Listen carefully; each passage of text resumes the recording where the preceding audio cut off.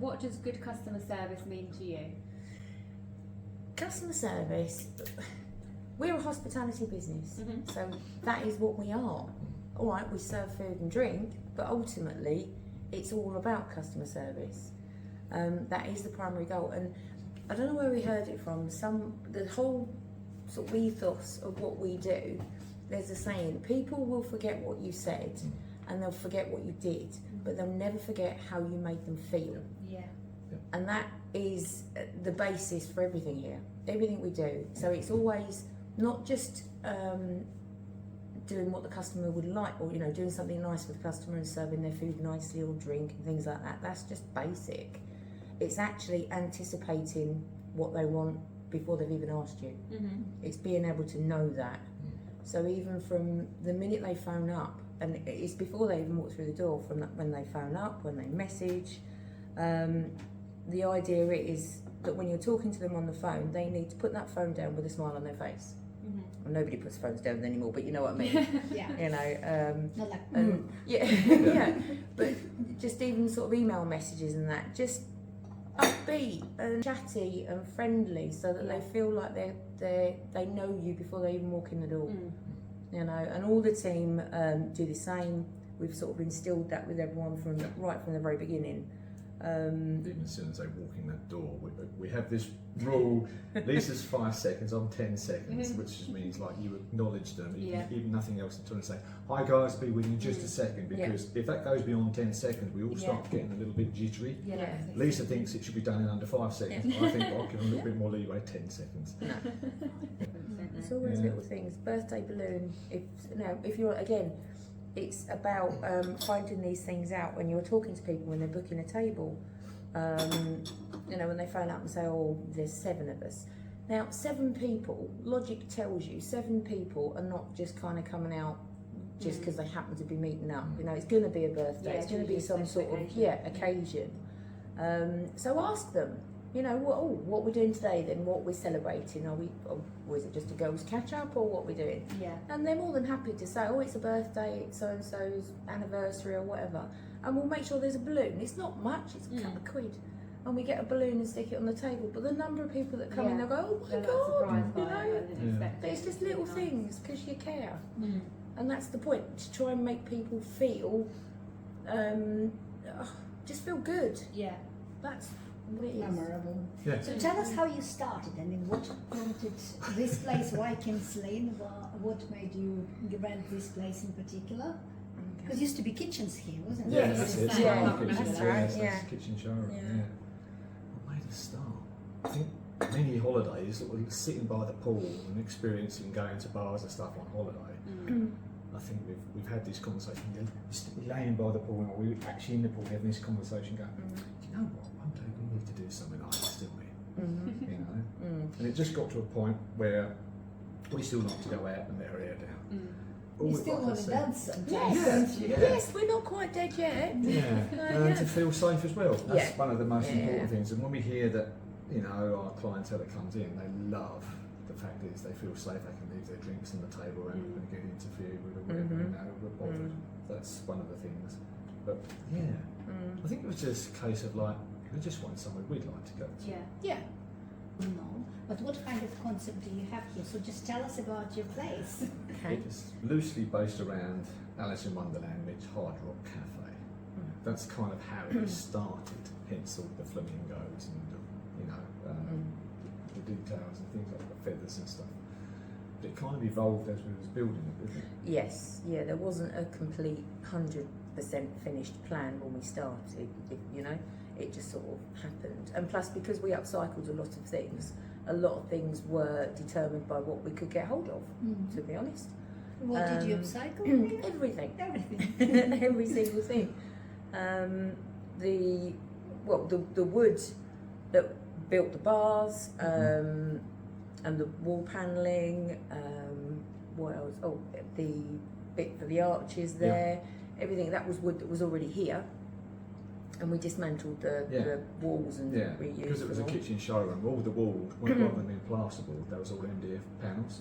Because obviously for them, when they want to hang cabinets up, they could just screw them in and move them again. So I was carefully pulled all the panels off and we had stacks of them there. So it's all everywhere you see around here now, like all there, the bar and whatever, underneath this floor, all this bit here, it's all been just recycled back in.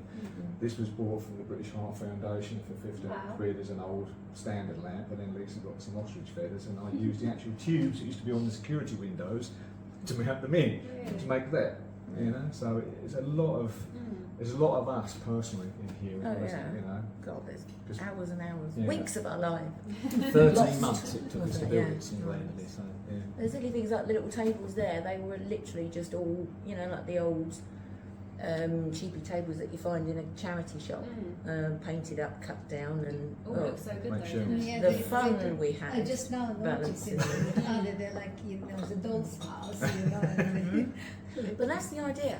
The idea is that there should be so many little details that it doesn't matter how many times you come in, there's always something new to spot, and there's something different. How do you monitor and evaluate customer service?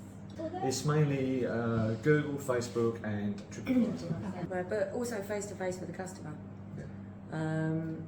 You know, just actually ask them, have you had a good time? Have you enjoyed yourself? You know, what would you like? What would you like to see different if we could do something different?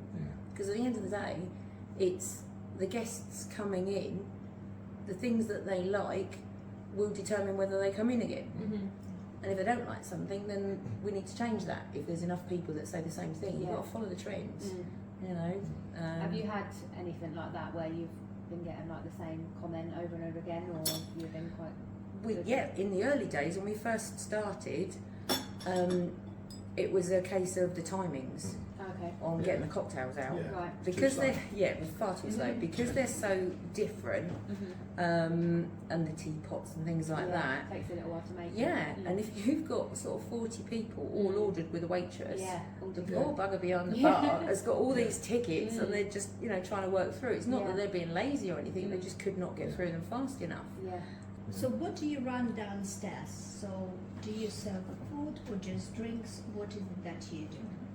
Downstairs is food and drink. What kind of food do you serve?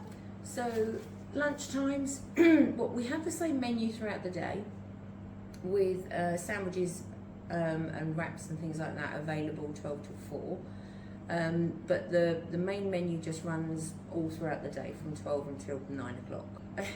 Everybody pulls this face when I come up to them and it's like, oh, I've got this idea. And they're like, okay.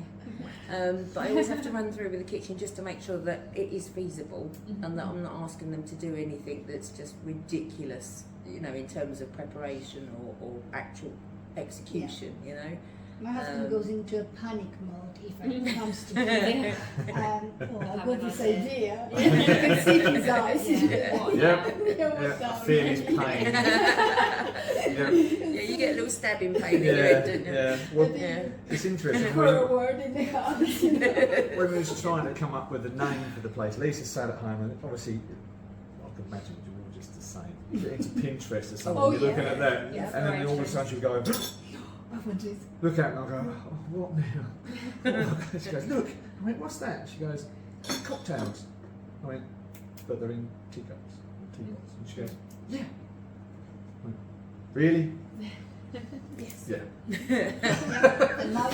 years later. Yeah. Everyone goes crazy for it. Yeah.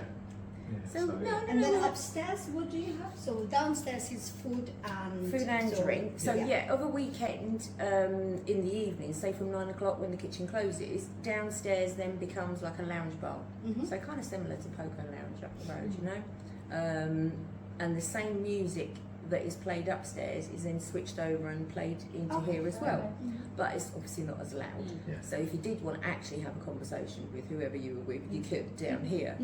Now upstairs is just drink and dancing. weekends. Weekends. Yeah, I'm not if Kings Lynn's ready for weekday drinking, we're up for it. But hasn't been the case yet. It used to be like student nights out on a Monday night in town many years ago. I don't know if it still is now. No, we've looked into that. In Yeah, Chicago. I remember going out Monday night. the thing is, we don't tend to attract the younger generation. They tend to go to the nightclubs at the weekend, pre-drink before they go out. Our generation is from 24 upwards. 91 is the oldest we've had here, isn't it? So, and she got upstairs. Yeah, and she was dancing. Yeah, and dancing, Yeah. Good on her. Yeah. So sorry, upstairs is just cocktails or just drinks and dancing, because obviously the logistics of getting food up and down the stairs, if you've got also people coming up and down the stairs, and also the mess. So we thought, we'll just keep the food down here and keep that for partying afterwards. So actually the whole point is you can have an entire night without having to go here, there and everywhere. You know, so if you spent 2 hours getting ready and you're doing your hair and that, you do not want to go wandering around the streets and piddling down the rain, getting blown about all over the place. So So again, it's another concept that you have thought about customer service, how to improve your customers' journey. experience. But that's it. It's about an experience. Yeah. It's not just you can go anywhere for food and drink. Yeah. But it's again, the memories are made around the table. You know, the memories that you make for that occasion, and even more so after COVID, I think a lot more people are appreciative of the time they spend with friends and family. So it has to be worthwhile and value as well. Obviously, cost of living crisis at the minute. You know, people don't go out as much.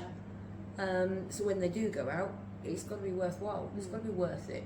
You know. Yeah, definitely. Here we are. And when you're passing by, it actually does look like you're part of the larger brand. Like you said about Poco Lounge, or anything that.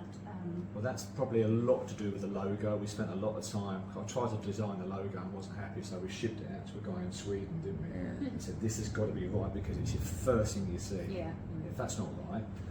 But on the flip side, the branding, the thing that we're tending to use more, which is the little diamond-shaped thing with the Mingo in there, that was done on the back of a napkin. Oh, really? Yeah, we've still got a picture of it somewhere. You drew this thing and I went, what's that? And I thought, well, can you just bear with me? And you drew this thing. It looked like I had a chicken in the middle of it, but it was meant to be a flamingo. It looked a bit weird, didn't it? But it turned out alright. So that's a plan. So the plan is more of them, all over the place. But, you know, baby steps. Baby steps. Literally just 2 people. But this has got to be right first. Thank you very much. I think we have answered all our questions. Thank you.